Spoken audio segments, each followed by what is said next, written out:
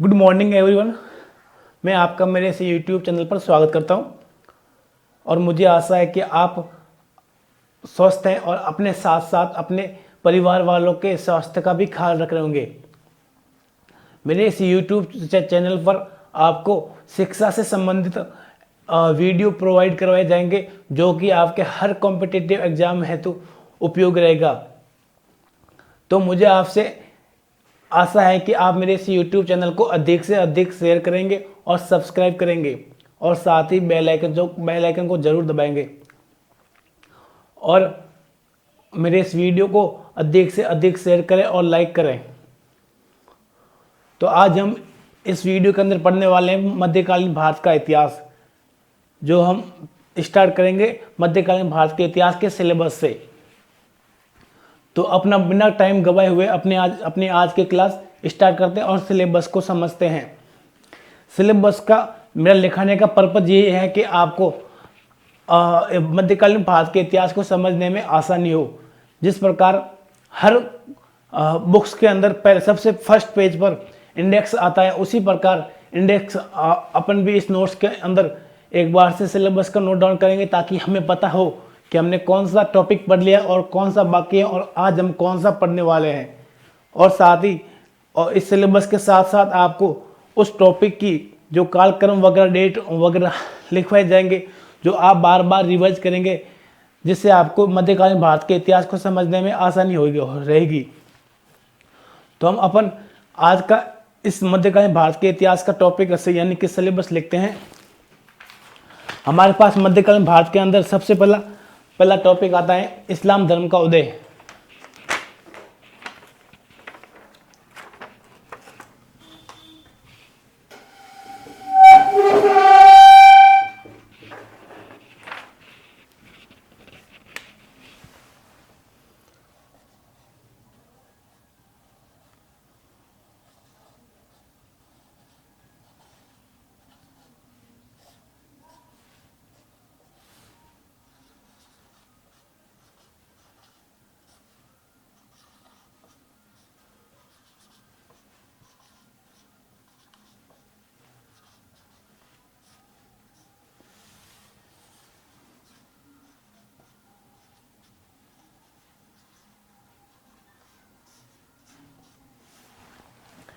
मध्यकालीन इतिहास का पाठ्यक्रम लिखते हैं अपन।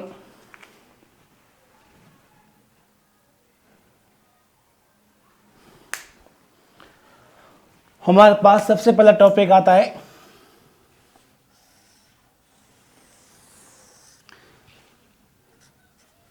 इस्लाम का उदय।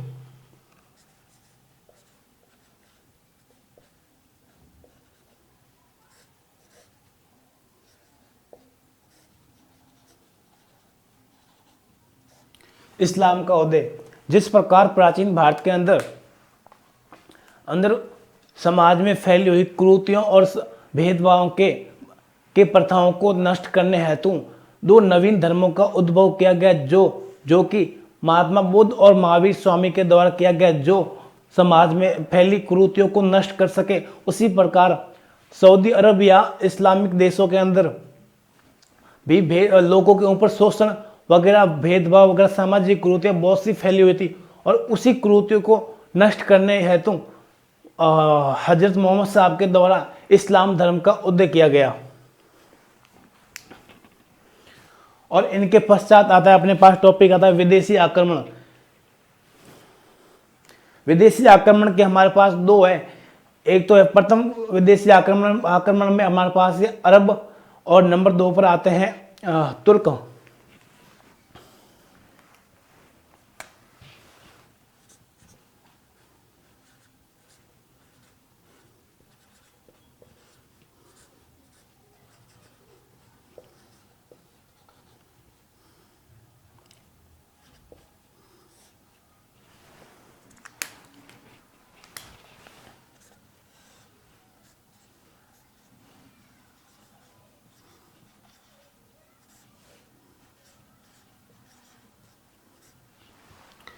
अरब और तुर्क। अरब में सबसे पहले प्रमुख शासक देखे तो हमारे पास आता है मोहम्मद बिन कासिम, यानी कि भारत पर प्रथम मुसलमान आक्रमण करने वाला मोहम्मद बिन कासिम।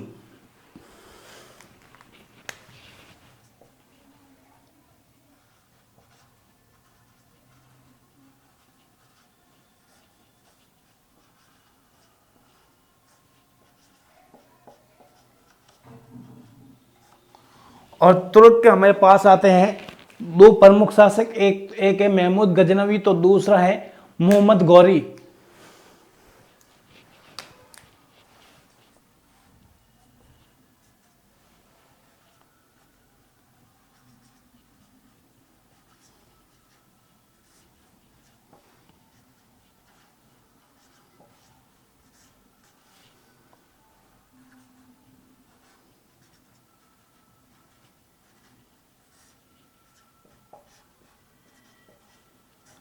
अगर इसका कालक्रम देखें तो मोहम्मद गौरी और महमूद गजनवी का देखें तो अपने पास है 1027। और मोहम्मद गौरी का हमारे पास कालक्रम है 1175 से लेकर 1206।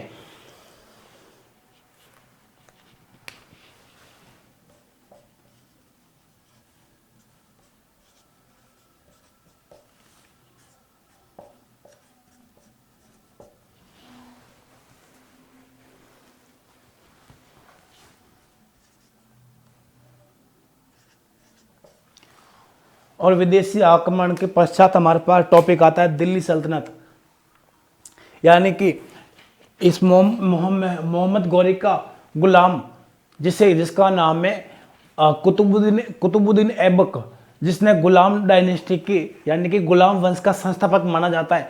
और दिल्ली सल्तनत के अंदर सबसे प्रथम वंश हमारे पास आता है गुलाम वंश, जिसकी स्थापना कुतुबुद्दीन ऐबक के द्वारा की गई।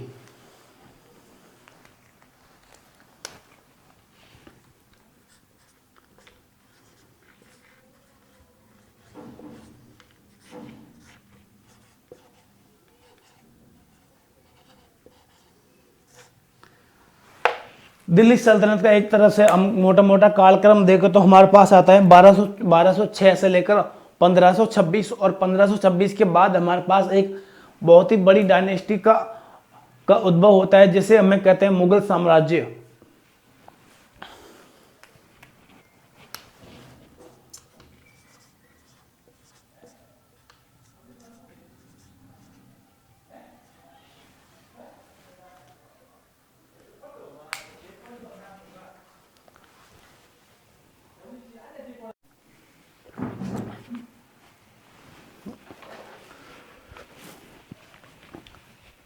दिल्ली सल्तनत के अंदर अपने पास प्रथम टॉपिक आता है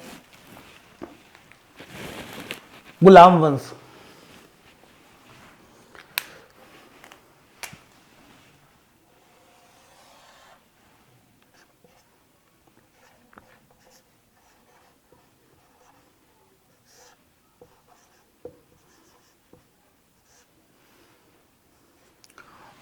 गुलाम वंश का अगर मोटा मोटा कालक्रम देखो तो हमारे पास है 1206 से लेकर 1290।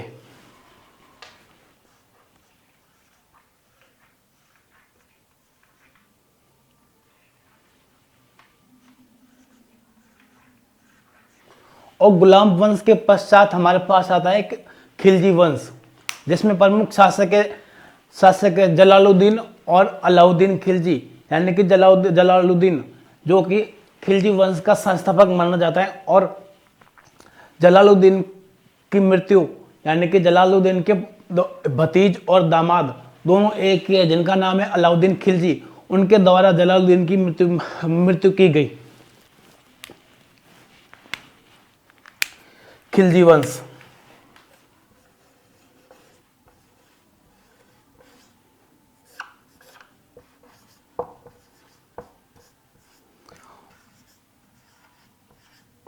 बारह सौ नब्बे से लेकर 1320 तक।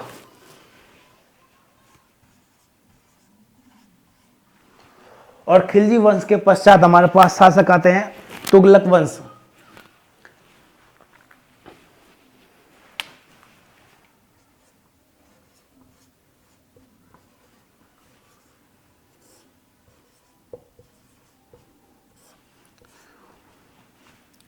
1320 से लेकर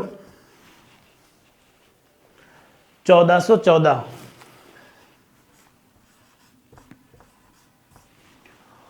और तुगलक वंश के पश्चात हमारे पास आता है, एक तो है सैयद वंश, और सैयद वंश के बाद आता है लोधी वंश।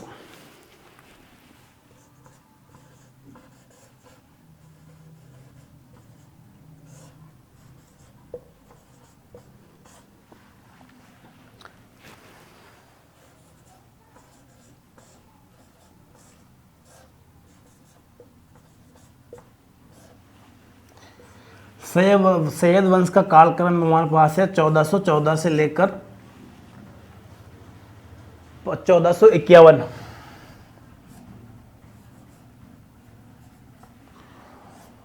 और यहां पर 1451 से लेकर 1526। तो ये दिल्ली सल्तनत के प्रमुख वंश है। और ये छोटा सा हमारे पास स्पेस कम होने के कारण मैं इसे रिमूव करने वाला हूं, तो आप इसे एक बार अपने कॉपी के अंदर नोट डाउन कर लीजिए।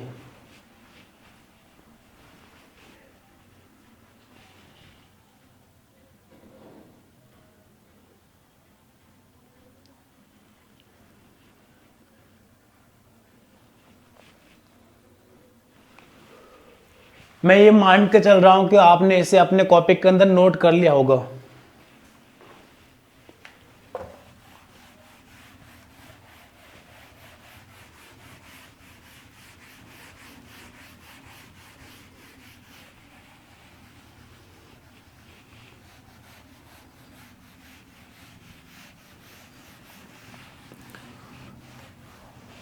अब जो मैं दूसरे यानी कि मुगल साम्राज्य जो लिखने वाला हूं, यहां पर आप जस्ट दिल्ली सल्तनत के जो भी वंश लेके उसके जस्ट नीचे ये फिर से नोट डाउन कर लीजिएगा जो मैं अभी लिखने वाला हूं। अब हमारे पास आता है मुगल साम्राज्य।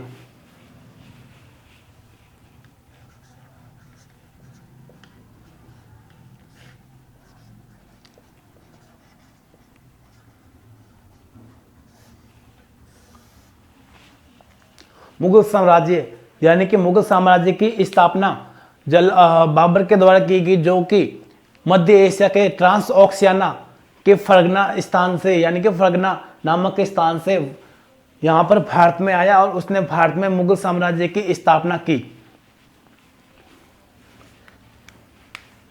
तो इसके मुगल साम्राज्य के हमारे पास प्रमुख शासक है बाबर, बाबर के पश्चात हुमायूं, और हुमायूं के पश्चात अकबर, और अकबर के पश्चात जहांगीर, और जहांगीर के बाद आता है हमारे पास शाहजहां, और शाहजहां के बाद औरंगजेब। तो हम इन पांचों प्रमुख शासकों को एक बार इसे नोट डाउन कर लेते हैं।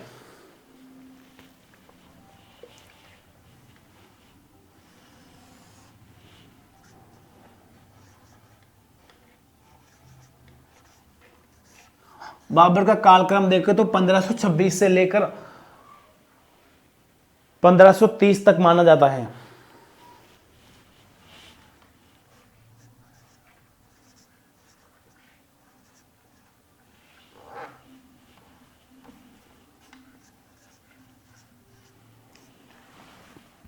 और बाबर के पश्चात हमारे पास आता है हुमायूं, जिसका कालक्रम है 1530 से लेकर 1540 और 1555 से लेकर 1556।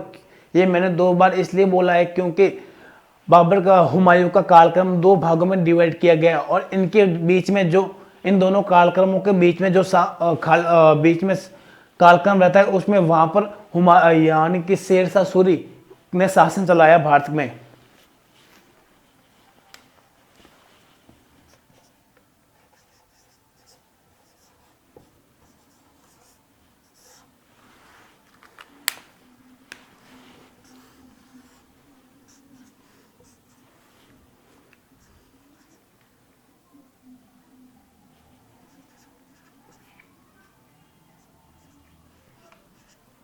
पंद्रह सौ 30 से 1540, और दूसरे हमारे पास आता है 1555 से 1556। और जहां पर यहाँ पर जो 1540 से लेकर 1544 54 तक यहाँ पर शेरशाह सूरी द्वारा शासन चलाया गया।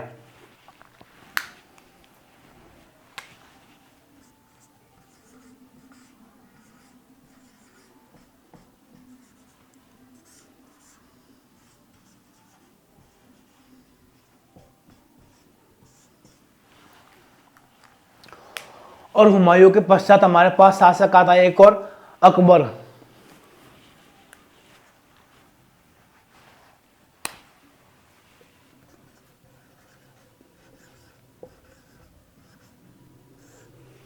अकबर का कालक्रम देखें तो हमारे पास आता है 1556 से लेकर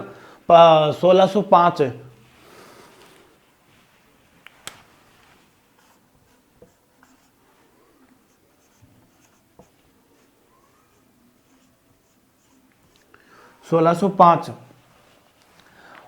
अकबर की राजस्थान से संबंधित बहुत से ऐसी उपलब्धियां यानी कि राजस्थान से अच्छे संबंध अकबर के हैं। यानी कि कछवा यानी कि आमेर के शासकों के साथ आमेर की एक जोधाबाई जिसका विवाह अकबर के साथ हुआ। और अकबर के बाद हमारे पास शासक आते हैं जहांगीर।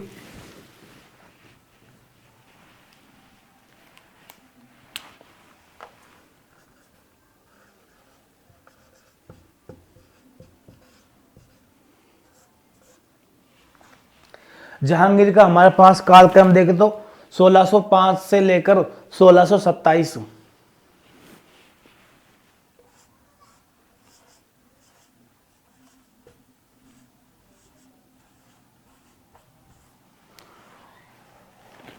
और जहांगीर के बाद हमारे पास शासक है शाहजहां।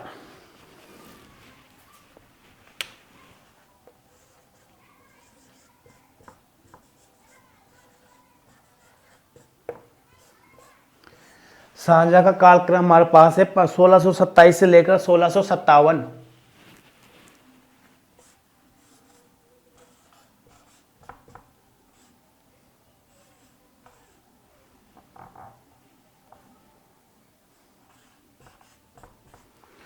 और शाहजहां के पश्चात हमारे पास शासक आते हैं एक और, औरंगजेब। औरंगजेब का कालक्रम देखें तो 1500 यानी कि 1657 से लेकर 1707 और 1707 के पश्चात आधुनिक भारत का इतिहास का शुरू हो जाता है।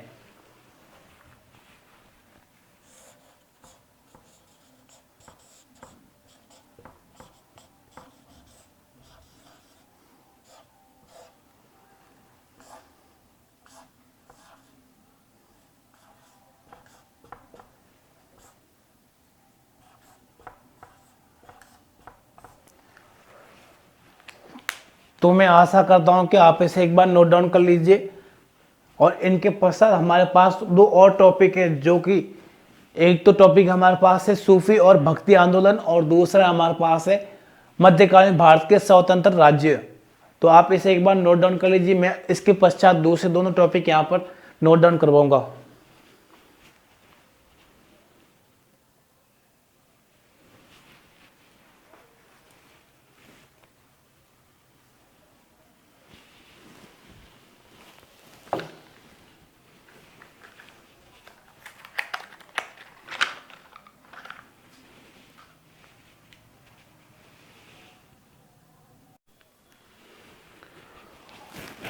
तो मैं ये मान कर चल रहा हूं कि आपने इसे एक बार नोट डाउन कर लिया है अपने कॉपी के अंदर। तो मैं आगे बढ़ता हूं, दूसरे दोनों टॉपिक लिखवाता हूं।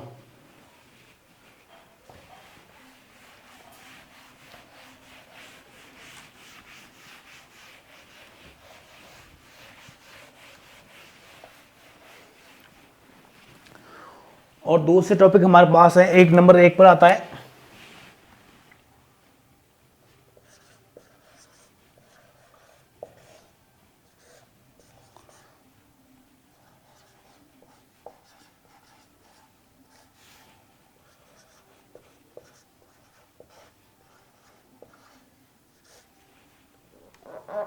सूफी और भक्ति आंदोलन। और इनके पश्चात हमारे पास एक और टॉपिक आता है जो मध्यकालीन भारत के स्वतंत्र राज्य के रूप में।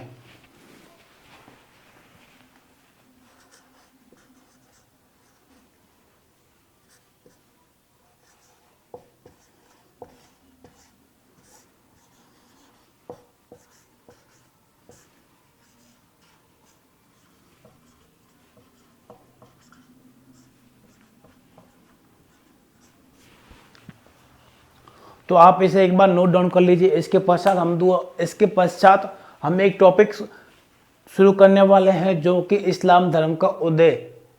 तो आप इसे एक बार नोट डाउन कर लीजिए।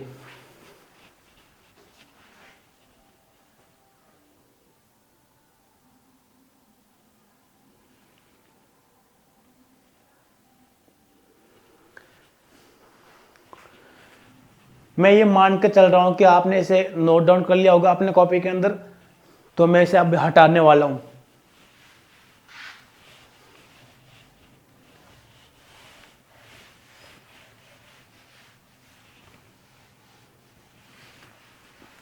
तो अपना ये पाठ्यक्रम तो पूरा हो गया है और अब हम पढ़ने वाले हैं मध्यकालीन भारत के इतिहास का जो प्रथम टॉपिक है, जो यानी कि इस्लाम धर्म का उदय।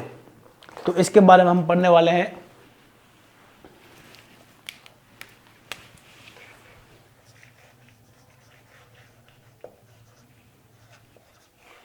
टॉपिक नंबर 1,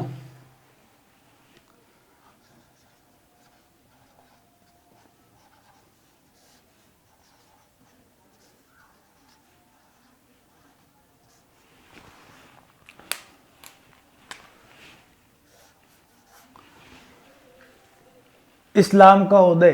हम कब जब कहीं कोई बुक्स पढ़ते हैं तो कहीं कहीं हमारे को मिलता है कि इस्लाम धर्म का उदय, तो कहीं कहीं पर हमें मिलता है कि इस्लाम का उदय। तो यानी कि एक प्रकार से हम मानते हैं कि इस्लाम एक प्रकार का धर्म है।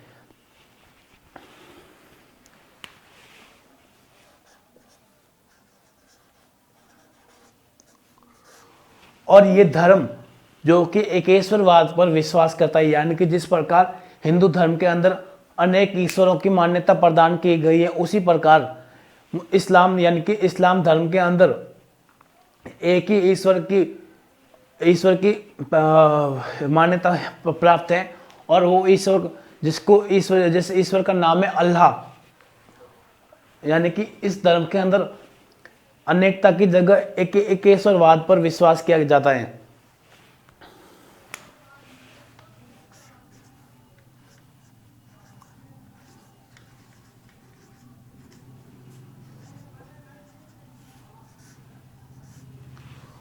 और इस्लाम धर्म के अंदर मूर्ति पूजा नहीं की जाती है, क्योंकि इस्लाम धर्म यह कहता है कि अल्लाह को ना तो किसी ने देखा है और ना ही अल्लाह की कोई सूरत है।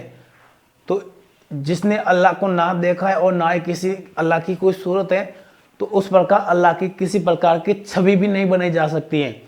और इसी प्रकार इस इस्लाम धर्म के अंदर मूर्ति पूजा नहीं की जाती, क्योंकि जिसको देखा है उसी की मूर्ति बनाई जाती है, ना कि जिसको ना देखा है उसकी मूर्ति किसी प्रकार की नहीं बनाई जा सकती है। तो इसी बात को लेकर ये इस्लाम धर्म मानता है कि हमारे अल्लाह की किसी प्रकार की ना तो कोई सूरत है और ना ही कोई सीरत है, तो इसमें मूर्ति पूजा नहीं की जाती है।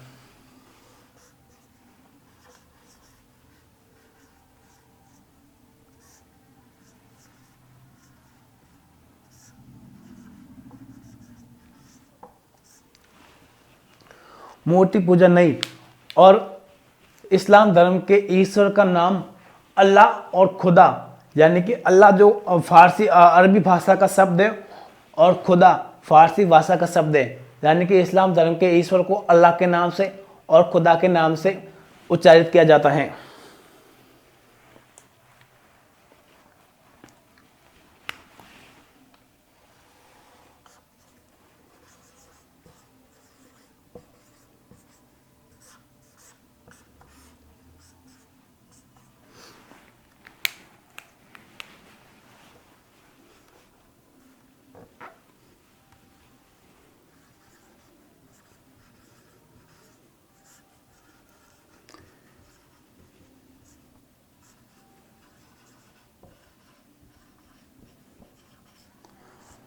अरबी भाषा के अंदर इस्लाम धर्म में ईश्वर को अल्लाह के नाम से पुकारा जाता है और फारसी भाषा के अंदर अल्लाह को खुदा के नाम से पुकारा जाता है।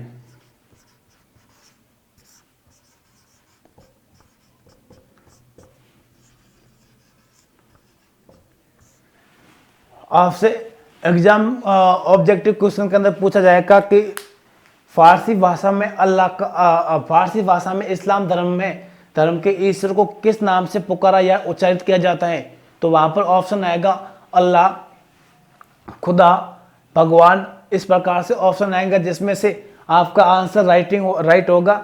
अरबी भाषा में पूछे तो अल्लाह और फारसी में पूछा तो खुदा। और इस इस्लाम धर्म के 5 स्तंभ माने जाते हैं, जो कि एक इस प्रकार के नियम है, जो इस नियम को हर मुसलमान यानी कि इस्लाम धर्म को मानने वाले को, प्रत्येक मुसलमान को इस 5 स्तंभों की पालना करनी चाहिए। एक प्रकार से ये नियम है। तो आप इसे एक बार नोट डाउन कर लीजिए। मेरे पास स्पेस कम होने के कारण मैं इसे हटाने वाला हूं अब।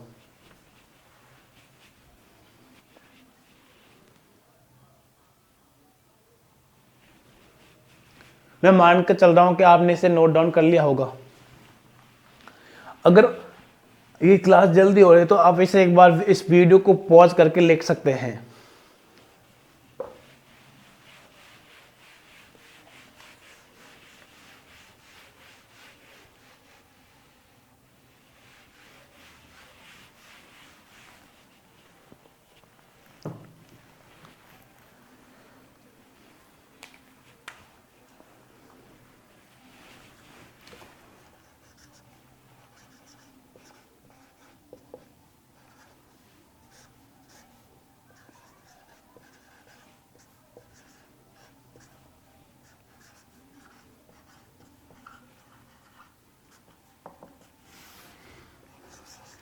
इस्लाम धर्म के 5 स्तंभों में से हमारे पास सबसे पहला स्तंभ आता है कलमा, यानी कि कलमा में विश्वास रखना। प्रत्येक मुसलमान को कलमा में विश्वास रखना चाहिए।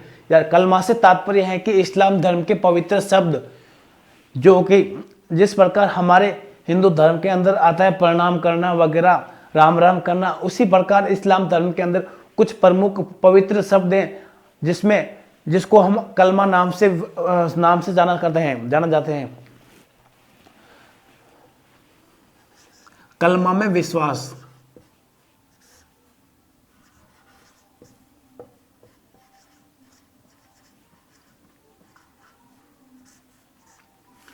कलमा में विश्वास। और जो कलमा में विश्वास नहीं करता है उसे काफिर माना जाता है, यानी काफिर की संज्ञा दी जाती है। जिस प्रकार प्राचीन भारत के अंदर किसी भी प्रकार से मुसलमान धर्म का कोई प्रभाव नहीं था, यानी कि इस भारत के अंदर मुसलमान का रहवास नहीं था, तो इसीलिए भारत के लिए काफिरों का देश से पुकारा जाता है। यानी कि जो पाकिस्तान, तालिबान वगैरह जो वहाँ के मुसलमान हैं वो भारत के लिए तालिबान शब्द का उपयोग करते हैं।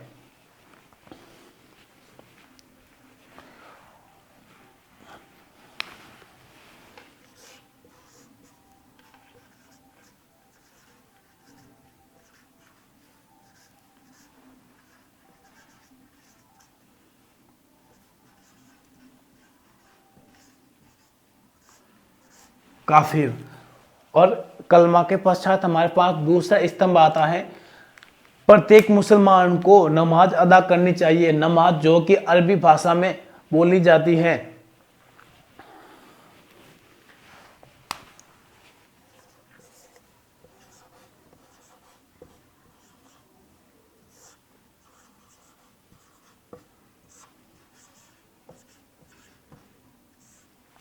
नमाज अदा करना। और नमाज अदा करने के पश्चात हमारे पास तीसरा स्तंभ आता है रोजा रखना, यानी कि रमजान के महीने में जिस प्रकार हमारे हिंदू धर्म के अंदर उपवास रखा जाता है, उसी प्रकार इस्लाम धर्म के अंदर रमजान के महीने में रोजा रखा जाता है, जो एक प्रकार से उपवास है। और इस रोजे के अंदर इस्लाम धर्म के जो मानव यानी मुसलमान है वो यहाँ से कंठ से नीचे थूक तक नहीं देते हैं।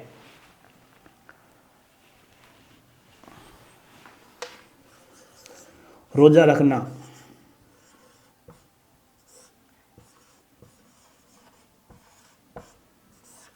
और रोजा रखने के पश्चात हमारे पास नंबर 4 पर स्तंभ है हज की यात्रा करना। अगर मुसलमान के पूरे वर्ष में अगर हो सके तो एक बार हज की यात्रा जरूर करें।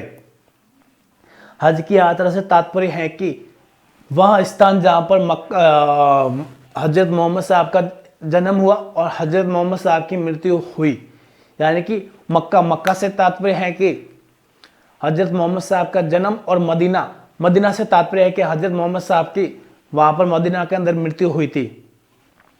तो इसमें हजरत मोहम्मद साहब से संबंधित जो स्थान है वो एक प्रकार से पवित्र माने जाते हैं, और इस पवित्र स्थानों की प्रत्येक मुसलमान को अगर हो सके तो अपने पूरे उम्र के अंदर एक बार हज की यात्रा अवश्य करनी चाहिए, ये इस्लाम धर्म कहता है।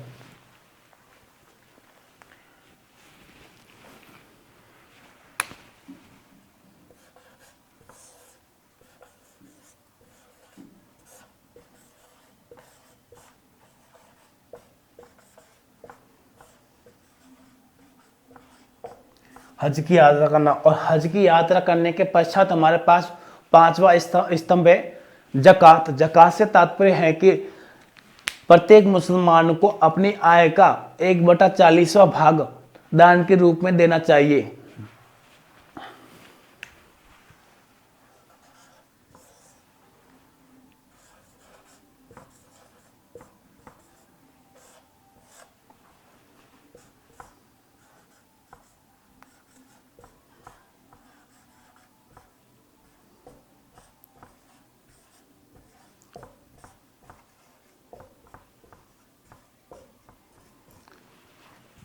तो ये 5 प्रमुख इस्लाम धर्म के स्तंभ है, आप इसे एक बार नोट डाउन कर लीजिए। फिर मैं आपको बताता हूं कि आपके MCQ यानी कि मल्टीपल चॉइस क्वेश्चंस किस प्रकार से आपसे पूछे जाएंगे एग्जाम के अंदर, तो आप इसे एक बार नोट डाउन कर लीजिए।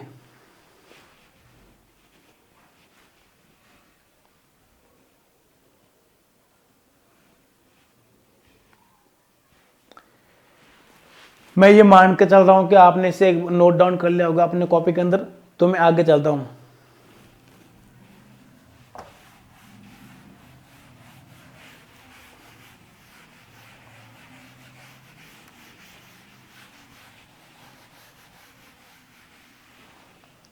मैं आपको एक प्रश्न पूछता हूं जो आपको कुछ किस प्रकार सॉल्व करना है।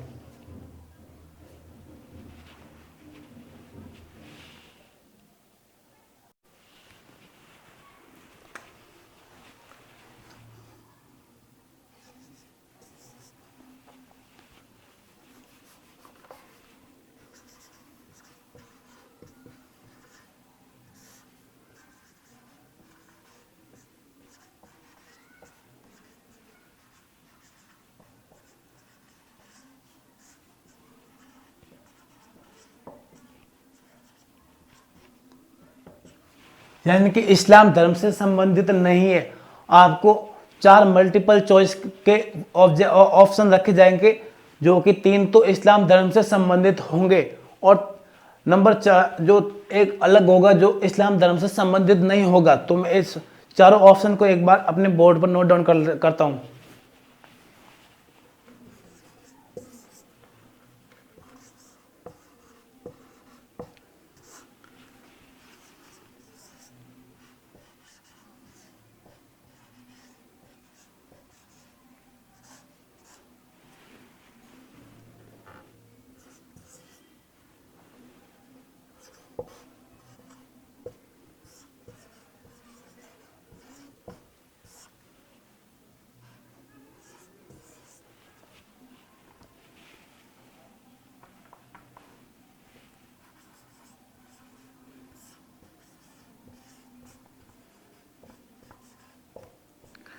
आपके पास ये चारों ऑप्शन है और इसमें से आपसे प्रश्न पूछा गया है कि इस्लाम धर्म से संबंधित नहीं है।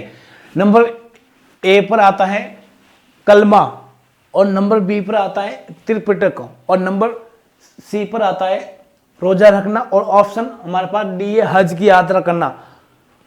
तो ए और सी और डी ये तीनों इस्लाम धर्म से संबंधित है, और जो बी आंसर ऑप्शन है वो बौद्ध धर्म से संबंधित है, यानी कि त्रिपिटक गौतम बुद्ध से संबंधित है। तो इसमें आपका आंसर होगा ये बी वाला कि संबंधित नहीं है, ये तीनों संबंधित है। और ये सी और बी वाला एक ऑप्शन जो संबंधित इस्लाम धर्म से संबंधित नहीं है। तो हम आगे का अपना टॉपिक स्टार्ट करते हैं।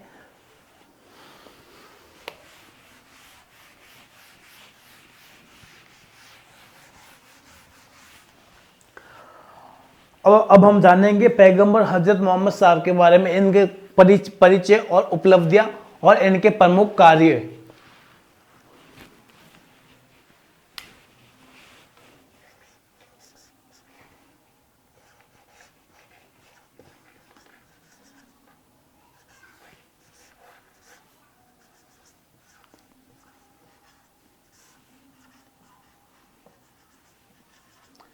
पैगंबर हजरत साहब का परिचय दें तो ये एक सऊदी अरब से संबंधित है। और ये जिस प्रकार हमारे हिंदू धर्म के अंदर जो प्रमुख गुरु होते हैं, उसी प्रकार इस्लाम धर्म के अंदर ये सबसे प्रमुख गुरु है। यानी कि इस्लाम धर्म के जनक के रूप में हजरत मोहम्मद साहब को जाना जाता है। हजरत मोहम्मद साहब का जन्म देखे तो 570 ईस्वी के अंदर मक्का में हुआ था।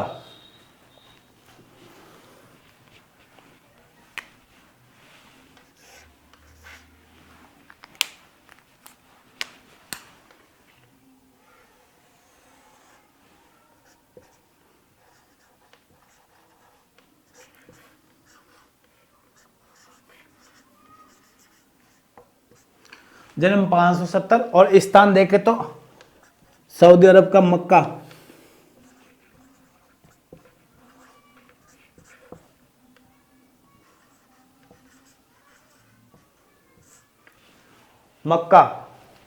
और इनके पिता का नाम है अब्दुल्ला और माता का नाम है अमीना और इनकी पत्नी का नाम है खदीजा। इसके रेयर चांस है कि इसके माता पिता से के नाम से कुछ क्वेश्चन बने, लेकिन फिर भी हम इसे एक बार नोट डाउन कर लेते हैं, क्योंकि कभी बाई चांस क्वेश्चन आ भी जाता है इसके परिचय से संबंधित, तो हम इस प्रश्न को आंसर दे सके।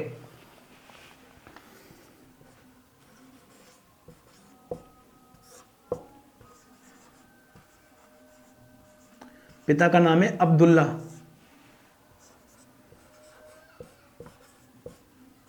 माता का नाम है अमीना।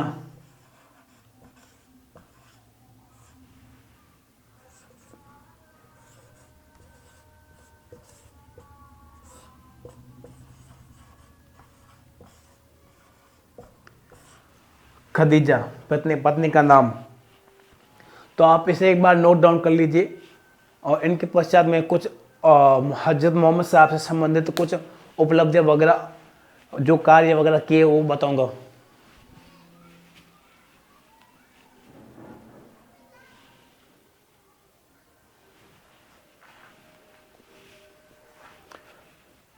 तो मैं ये मान कर चल रहा हूं कि आपने इसे नोट डाउन कर लिया होगा।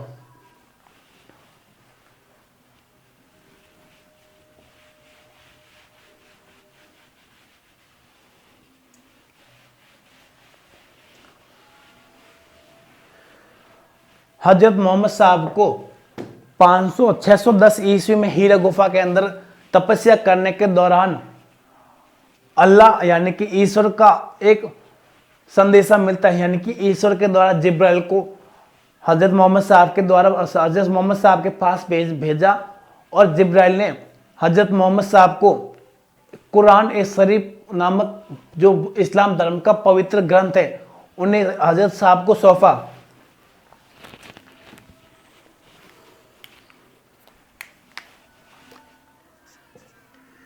यानी कि 610 ईस्वी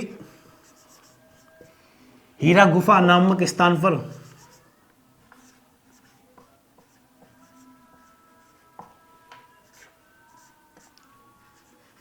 हीरा गुफा में मोहम्मद साहब को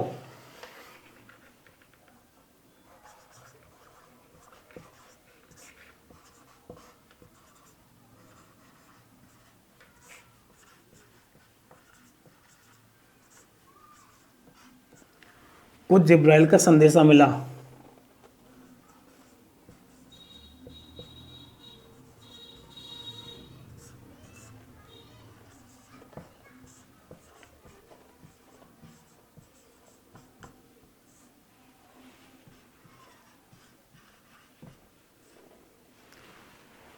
यानी कि 610 ईस्वी के अंदर हजरत मोहम्मद साहब हीरा गुफा नामक गुफा के अंदर तपस्या कर रहे थे। उसी समय अल्लाह का एक फरिश्ता जिसका नाम है जिब्राइल का संदेशा मिलता है हजरत मोहम्मद साहब को, और जिब्राइल के द्वारा हजरत मोहम्मद साहब को एक पुस्तक सौंपी जाती है जो कि इस्लाम धर्म का पवित्र ग्रंथ माना जाता है, और उस पुस्तक का नाम है शरीफ ए कुरान।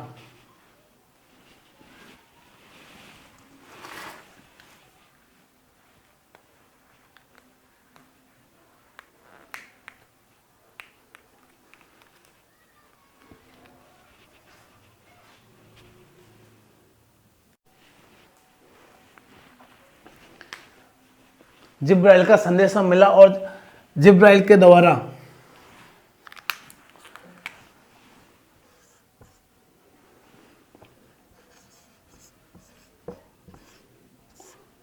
कुरान ए शरीफ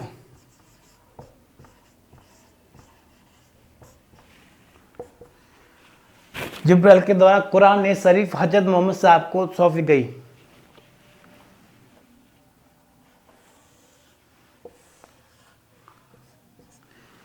आपको मैं इस पैराग्राफ नहीं लिखवा रहा हूं ताकि आपको आसानी से याद हो। जो मैं ये बना रहा हूं चार्ट,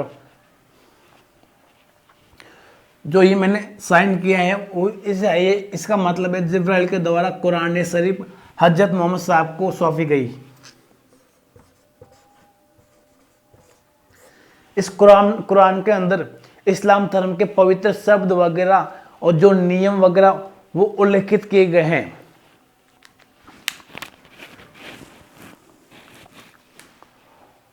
और मक्का के अंदर अगर हजरत मोहम्मद साहब ने मक्का के अंदर ऐसे इस्लाम धर्म यानी कि धर्म को का उद्भव किया और लोगों को जागृत करने हेतु जो सामाजिक कुरीतियां वगैरह उसको मानने के लिए ना मानने के लिए प्रेरित किया, उसको ना मानने जो सामाजिक कुरीतियां वगैरह है जो प्रथा वगैरह, तो उसको ना मानने के लिए प्रेरित करने के दौरान मक्का हजरत मोहम्मद साहब का मक्का के अंदर ईसाइयों और यहूदियों ने हजरत मोहम्मद साहब का विरोध किया और हजरत मोहम्मद साहब मक्का से 630 ईस्वी के अंदर 622 ईस्वी में मक्का से मदीना चले गए, क्योंकि वह विरोध करने के दौरान हजरत मोहम्मद साहब को वहां से चलना पड़ा। और 622 ईस्वी के अंदर हजरत मोहम्मद साहब मक्का से मदीना गए और जो ये यात्रा थी और उस यात्रा को हिजरी संवत के नाम से जाना जाता है।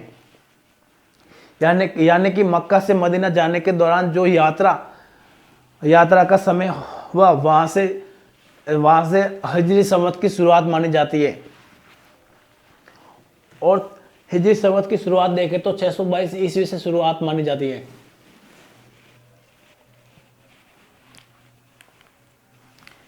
तो मैं इसे एक बार आप नोट डाउन कर लीजिए अपने कॉपी के अंदर, मैं इसे अभी हटाने वाला हूं।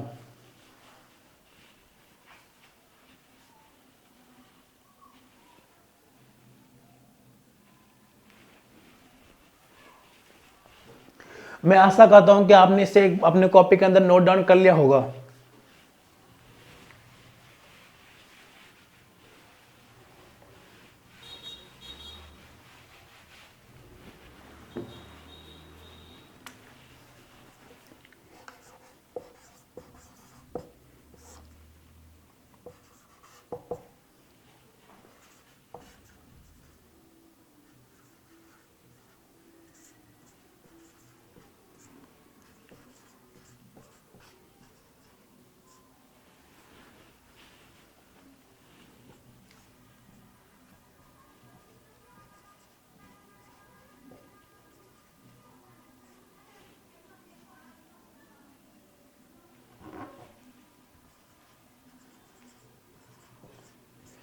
यानी कि मक्का में हजरत मोहम्मद साहब का विरोध किया गया ईसाई और यहूदियों के द्वारा, और विरोध करने के पश्चात हजरत मोहम्मद साहब ने ये निर्णय लिया कि वहां से यानी कि मक्का से वहां से चले गए और मक्का से मदीना चले गए।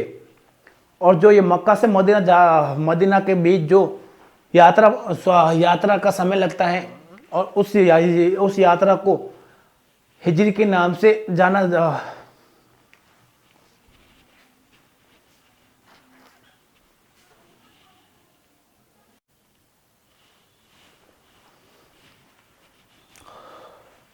यहूदी और ईसाइयों के द्वारा मक्का के अंदर हजरत मोहम्मद साहब का विरोध किया गया, क्योंकि हजरत मोहम्मद साहब ने जो नियम बनाए थे वो समाज के अंदर फैली कुरीतियों और ऐसी प्रथाओं जिससे धर्म गुरुओं को पैसे अर्जित होते थे, उस पैसे अर्जित होने के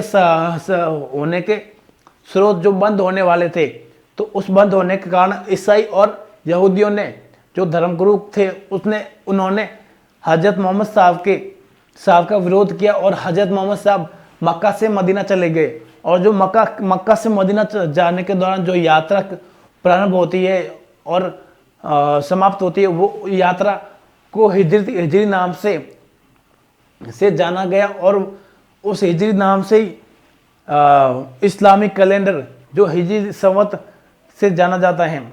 और हिजरी संवत की शुरुआत हुई है 622 ईस्वी के दौरान, जहाँ से हजरत मोहम्मद साहब ने मक्का से मदीना, यानी कि मक्का से मदीना जाते हैं 622 ईस्वी के अंदर।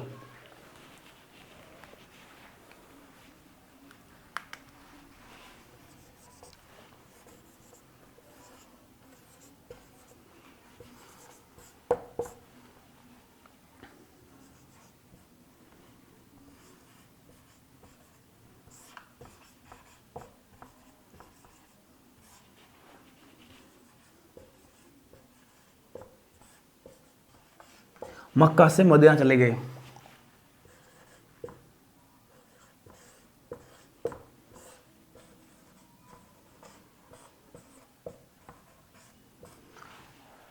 यानी कि 622 ईस्वी के अंदर हजरत मोहम्मद साहब मक्का से मदीना चले गए। और जो ये मक्का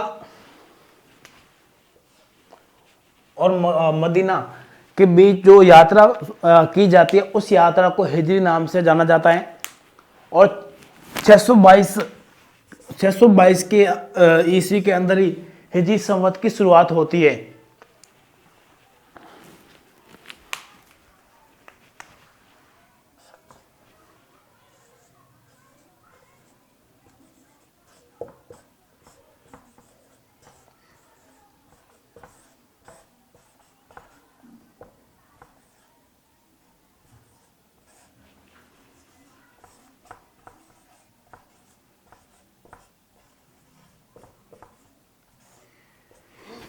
यानी कि 622 ईस्वी के अंदर हिजरी संवत की शुरुआत हुई, जो कि इस्लामिक यानी कि इस्लाम धर्म का कैलेंडर माना जाता है। जिस प्रकार हिंदू धर्म के अंदर कैलेंडर पंचांग के नाम से जाना जाता है, उसी प्रकार इस्लाम धर्म के अंदर कैलेंडर को हिजरी के नाम से जाना जाता है।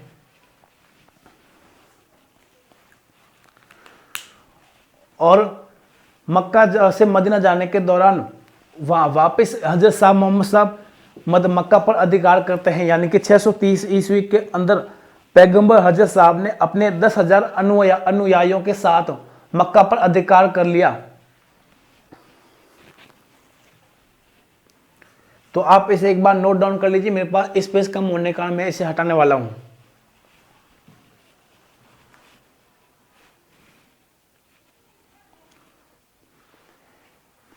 मैं ये मान के चल रहा हूं कि आपने इसे नोट डाउन कर लिया होगा अपने कॉपी के अंदर। तो हम आगे बढ़ते हैं।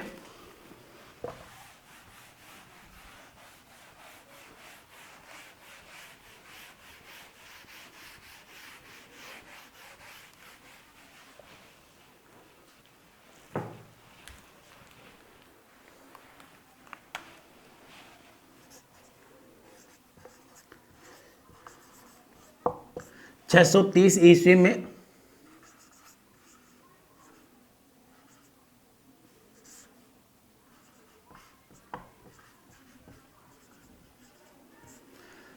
हजरत मोहम्मद साहब ने अपने 10,000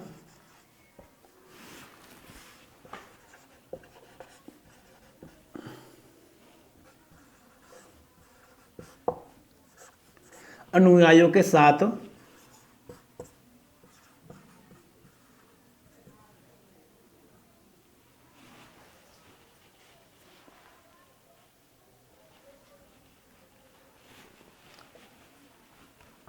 मक्का पर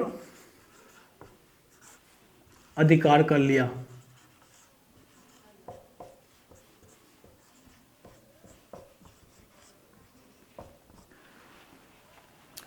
यानी कि मक्का से मदीना जाने के दौरान वहां पर हजरत मोहम्मद साहब के अनुयायियों की संख्या बढ़ने लगी और वहीं पर 10,000 अनुयायियों के साथ हजरत मोहम्मद साहब वापस मक्का पर अधिकार करने आते हैं। वहां पर मक्का के अंदर रह रहे निवासियों के ऊपर आक्रमण करके मक्का पर अधिकार कर लिया जाता है हजरत मोहम्मद साहब के द्वारा 632 के अंदर और 630 ईस्वी के अंदर और 632 ईस्वी के अंदर हजरत मोहम्मद साहब की मृत्यु हो जाती है मदीना में।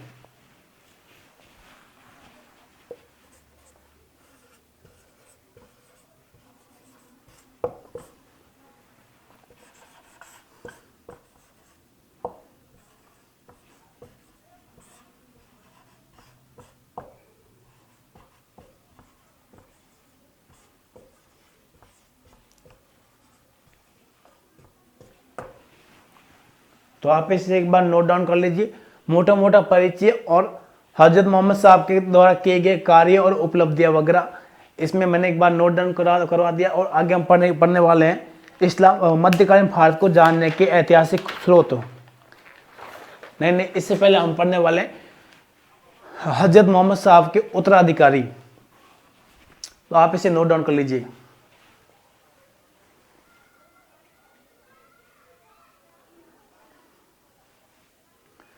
मैं ये मानकर चल रहा हूं कि आपने इसे नोट डाउन कर लिया होगा अपने कॉपी के अंदर।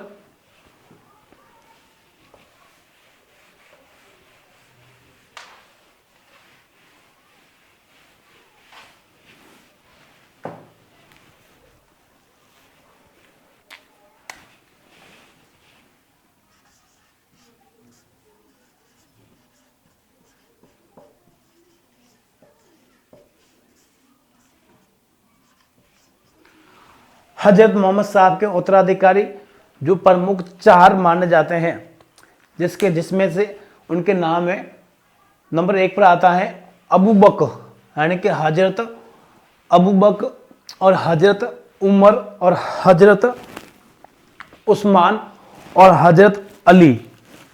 ये 4 प्रमुख हजरत मोहम्मद साहब के उत्तराधिकारी के रूप में जाने जाते हैं। और हजरत मोहम्मद साहब के उत्तराधिकारी को खलीफा नाम से जाना जाता है। यानी कि जिस प्रकार हिंदू धर्म के धर्म गुरु को गुरु के नाम से जाना जाता है, उसी प्रकार इस्लाम धर्म के धर्म गुरु को खलीफा नाम से जाना जाता है। यानी कि उत्तराधिकारी को खलीफा के नाम से जाना जाता है।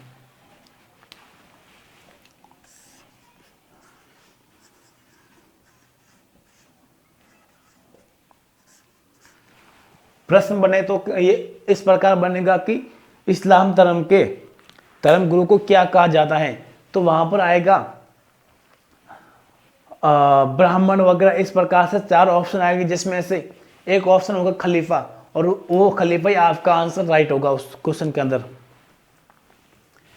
तो हम इनके चारों उत्तराधिकारी को देखें तो हजरत अबू बकर,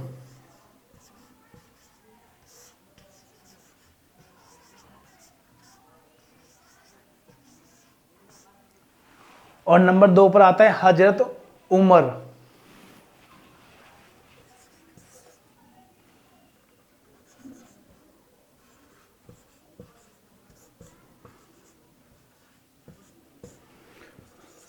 नंबर 3 पर आता है हजरत उस्मान,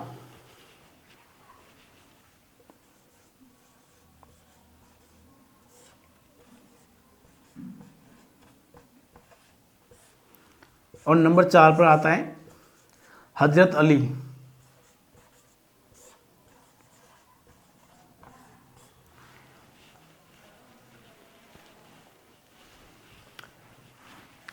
ये जो प्रथम 3 जो खलीफा है वो है सुन्नी, और एक पर आता है और जो ये नंबर 4 पर आता है जो हजरत अली, वो सुन्नी संप्रदाय से संबंधित हैं, यानी कि ये है शिया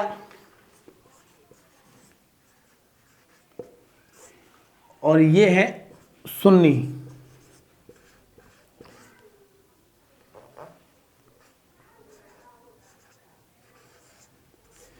जिस प्रकार हिंदू धर्म के अंदर भी अलग अलग संप्रदाय बने हैं, उसी प्रकार इस्लाम धर्म के अंदर भी 2 भागों में विभाजित हुआ, जो कि एक तो कहलाता है सुन्नी और 3 है जो शिया नाम से जाने जाते हैं। अब इस्लाम धर्म के लोगों का मानना था कि 85% लोगों का मानना था कि योग्य व्यक्ति को खलीफा चुना जाए, और 15% इस्लाम धर्म को यानी कि मुसलमानों का मानना था कि मोहम्मद साहब के रिश्तेदार को अगला उत्तराधिकारी माना जाए।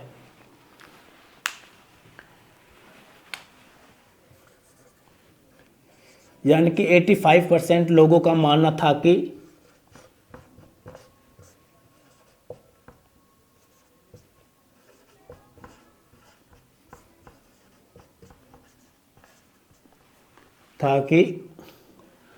अगला उत्तराधिकारी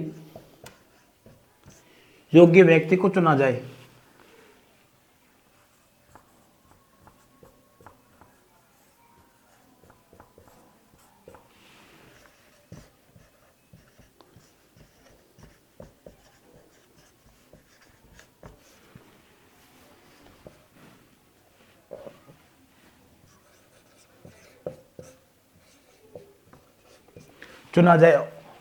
और 15% लोगों का मानना था कि हजरत मोहम्मद साहब के रिश्तेदारों को अगला उत्तराधिकारी यानी कि खलीफा चुना जाए।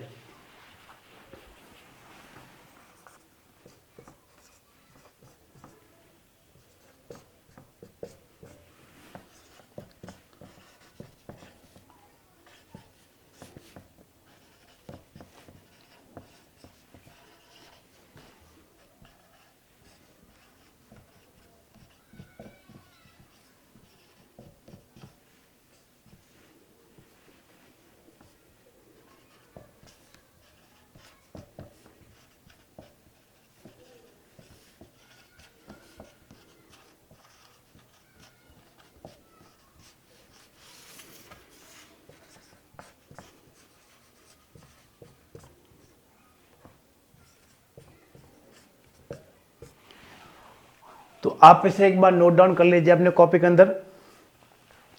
आपसे क्वेश्चन ये बनेगा कि कितने लोगों का मानना था कि हजरत मोहम्मद साहब का अगला उत्तराधिकारी योग्य व्यक्ति को बनाना चाहिए। तो उसमें ऑप्शन आएंगे 85, 80, 15 और 15 प्लस वगैरह, इस प्रकार से 4 ऑप्शन आने वाले हैं, जिसमें से जो आंसर होगा ये 2 है, तो एक तो 85 और एक है 15। इनमें से भी आंसर आपसे पूछे जा सकते हैं।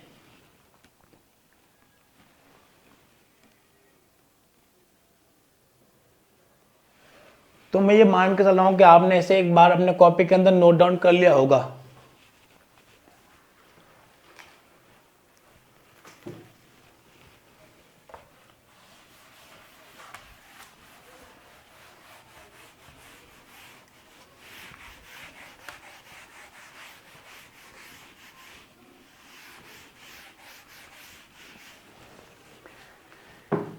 आगे देखो तो 40 वर्षों तक खलीफा का पद अरबों के द्वारा संभाला गया।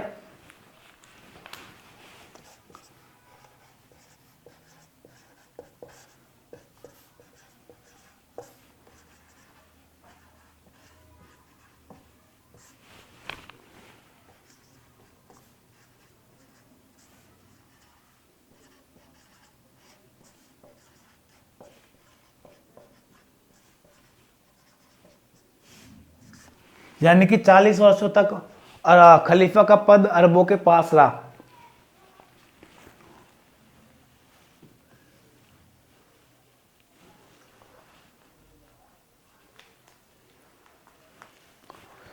अब एक प्रकार से जो मैं आपको ये पूरा पैराग्राफ के अंदर लिखाना चाहूंगा, तो आप नोट कर कीजिएगा। इस्लाम धर्म के अनुसार अल्लाह एक है और मोहम्मद हजरत साहब अल्लाह के पैगंबर हैं। यानी कि मोहम्मद साहब ने अपने अनुयायियों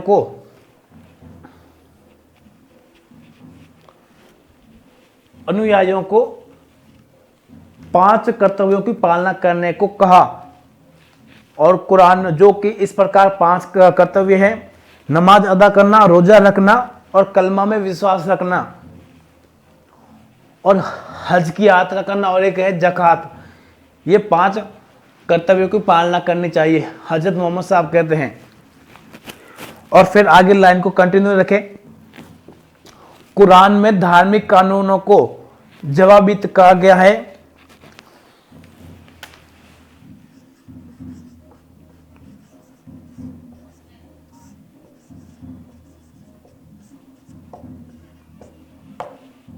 जवाबित यानी कि कुरान के अंदर धार्मिक कानूनों को जवाबित कहा गया है, ये अब लिखा हुआ है। और कुरान के अनुसार वास्तविक शासक खुदा है, जबकि वास्तविक एकता मिल्लत अर्थात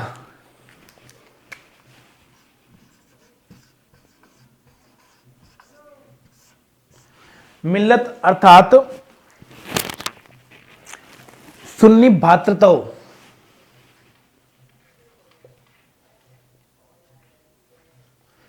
यानी कि सुन्नी भ्रातृत्व में है। यदि कोई व्यक्ति शरीयत यानी कि इस्लामी कानूनों की पालना नहीं करता है तो उसके खिलाफ फतवा यानी कि धार्मिक आज्ञा जारी की जाएगी।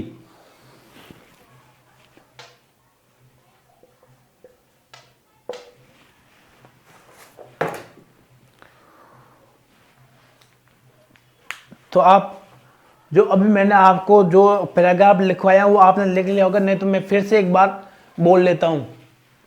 इस्लाम धर्म के अनुसार अल्लाह एक है और मोहम्मद साहब अल्लाह के पैगंबर हैं। और मोहम्मद साहब ने अपने अनुयायियों को 5 कर्तव्यों की पालना करने को कहा, जो कि 5 कर्तव्य इस प्रकार है: नमाज अदा करना, कलमा में विश्वास रखना और हज की यात्रा करना और ज़कात। यानी कि एक प्रकार से प्रत्येक मुसलमान को अपनी आय का 40वां भाग, 1/40वां भाग दान के रूप में देना चाहिए। और कुरान में धार्मिक कानूनों को जवाबित कहा गया है।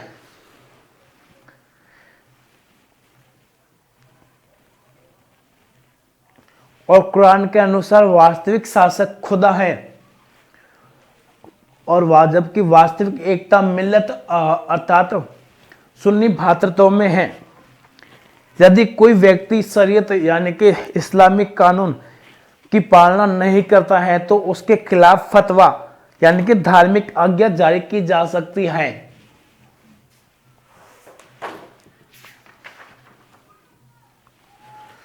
तो मैं आशा करता हूं कि आपको मेरे से ये वीडियो पसंद आएगी और आपके हर प्रत्येक कॉम्पिटिटिव एग्जाम के लिए उपयोगी होगा।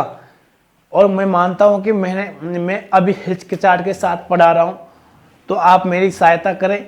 अगर आपको कुछ मेरे को क्वेश्चन पूछने हैं तो कमेंट में ज़रूर लिखें। और मैं आपको आशा करता हूं कि आप मेरे इस वीडियो को अधिक से अधिक शेयर करेंगे और लाइक करेंगे और मेरे इस यूट्यूब चैनल को सब्सक्राइब और बेल आइकन को ज़रूर दबाएंगे। थैंक यू, नमस्कार।